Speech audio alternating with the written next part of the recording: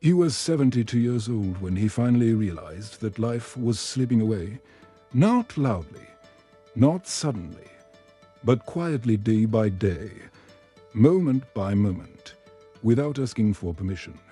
His name was Daniel, and for most of his life, he believed he had time.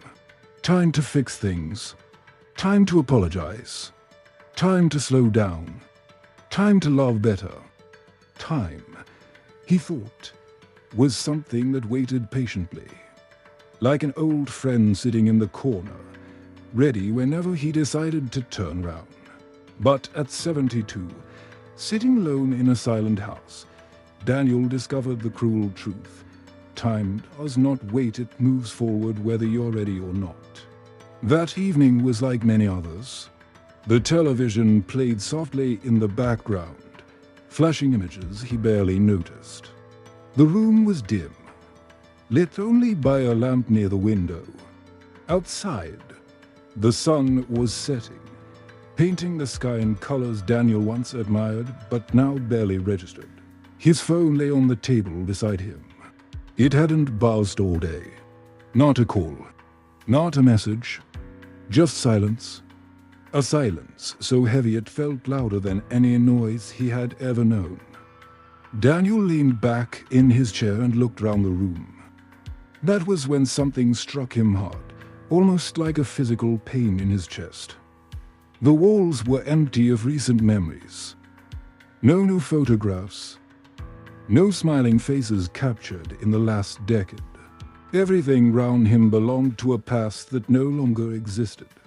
Wedding photos from 40 years ago, pictures of his children when they were small faces full of laughter, eyes full of trust, all frozen in time and touched by the years that followed.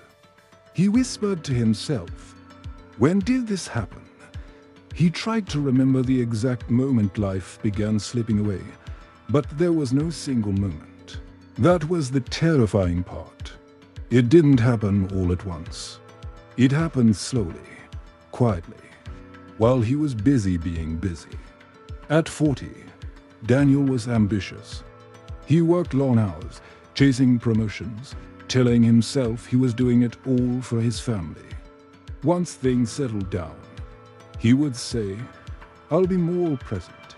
At 50, the excuses changed slightly, but the behavior stayed the same. The kids are older now. They understand. At 60, he told himself retirement would fix everything. Retirement would bring peace. Retirement would bring time.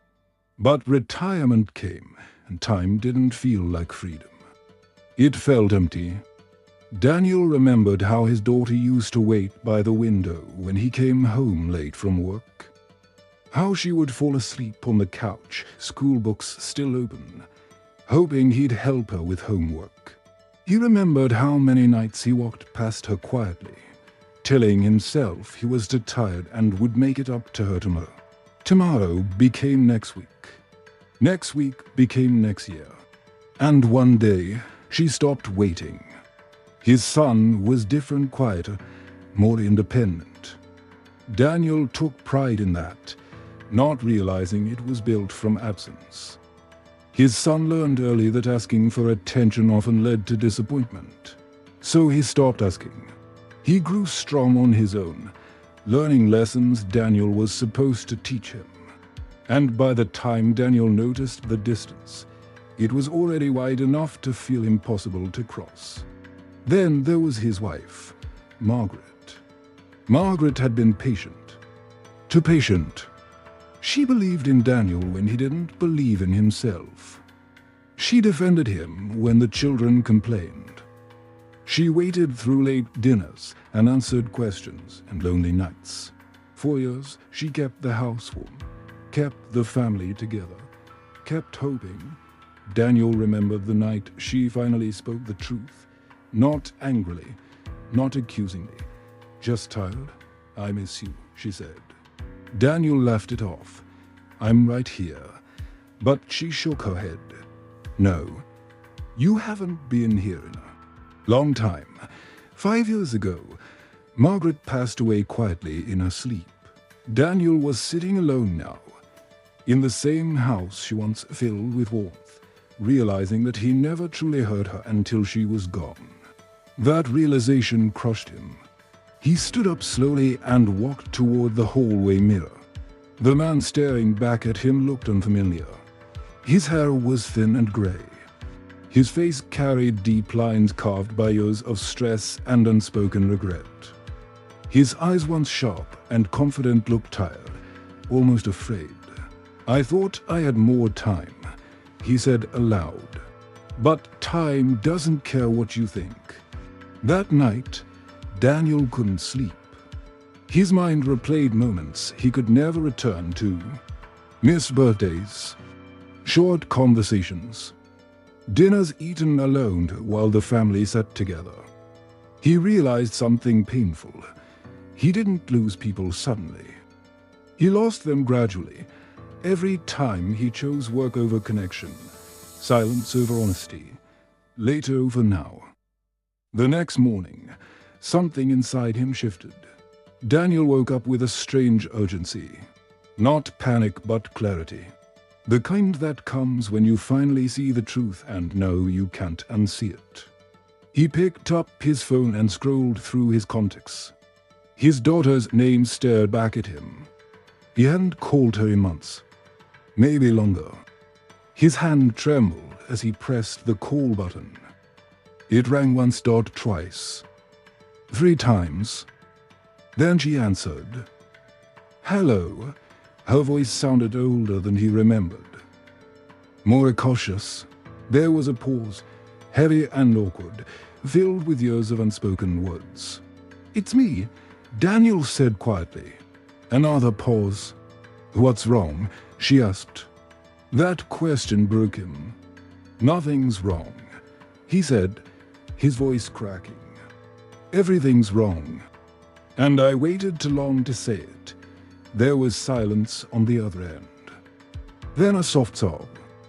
"I didn't think you'd ever call," she whispered. Daniel closed his eyes. "I'm sorry," he said. "I should have been there. I should have listened. That call didn't fix everything, but it started something real." Over the next weeks, Daniel made changes, not dramatic ones, not perfect ones, but real ones. He called more. He listened more. He visited when he could. And slowly, painfully, connection began to return. Daniel learned that regret isn't loud. It doesn't scream. It whispers late at night when you're alone. It shows up when the house is quiet and the memories are loud. It reminds you that the moments you ignored were the moments that mattered most. At 72, Daniel understood a truth he wished he had learned at 30. Life doesn't announce when it's slipping away. Love doesn't wait for the right time. Some nights, Daniel sits by the window and watches the sunset, knowing each one is precious now. He doesn't scroll past moments anymore. He knows he can't undo the past. But he also knows this, and if you're reading this while you're younger than 72, hear this clearly, because Daniel wishes someone had told him, don't wait. Because one day, you'll look round, just like Daniel did, and realize that life didn't disappear.